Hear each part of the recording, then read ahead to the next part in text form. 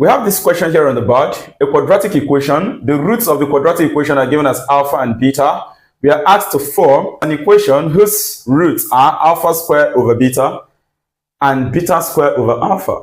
So these are the integral coefficients, the roots of the new equation that we are asked to form, given this.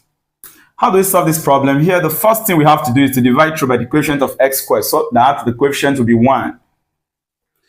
So if you divide each of these terms by 2, this is what you're going to get. Then, of course, we have the sum of roots. Sum of roots of any given quadratic equation is always negative the coefficient of x. So the idea is simply change this sign. So the sum of roots of this whole quadratic equation is this. And of course, we can get the product of roots. The product of the root is the constant term. Are you following right? 2.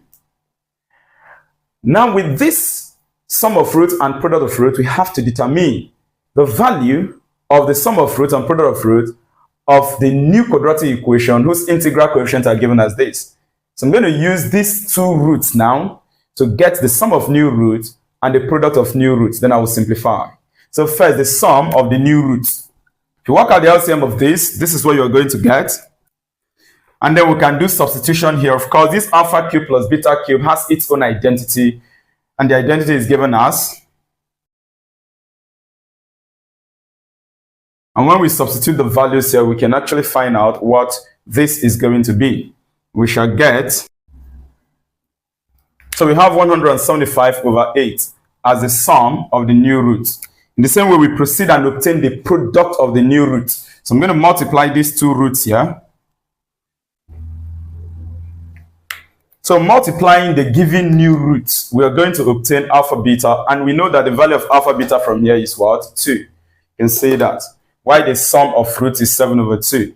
So with these two values, this and this, sum of new root and product of new root, we can now get the equation that has those roots.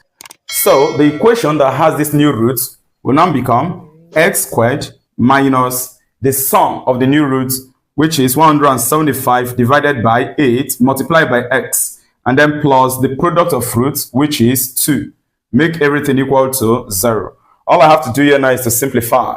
Okay, I can clear fraction by multiplying each of the numerator by 8. Doing that, the new quadratic equation will now be. To learn more about how to construct a quadratic equation from a given integral root, click on the related video below, and then you can learn more about quadratic equation, sum, and product of roots.